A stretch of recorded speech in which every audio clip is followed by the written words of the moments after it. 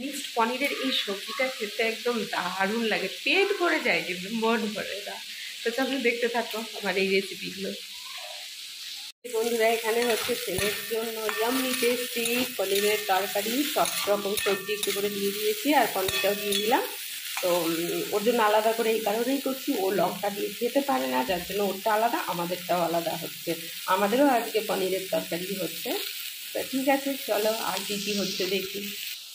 আর এই যে এদিকে আমার ডাল সেদ্ধ হচ্ছে, তো ডাল হবে, পনিরের তরকারিটা হবে, আর আলু করলা ভাজাও হয়েছে, সেটাও দেখাচ্ছি তোমাদেরকে।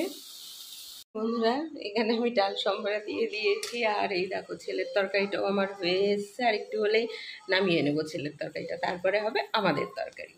যে এখন আমি ভেজে নিচ্ছি পনিরগুলো, এবার হবে আমাদের তরকারি। ছেলের তরকারিটা তো কমপ্লিট, এই যে ছেলের তরকারি কমপ্লিট, আর এখন হবে আমাদের। পনিরগুলো ভেজে নেবো, ভেজে নিয়ে সবজিটা ভেজে তরকারিটা করে দেবো। পনির ভাজার তেলটাতে আমি সব সবজিগুলো ভেজে নিচ্ছি। তো ভেজে নিয়ে পনিরের মিক্সড পনিরের এই সবজিটা হয়ে যাবে একটু পরেই। তো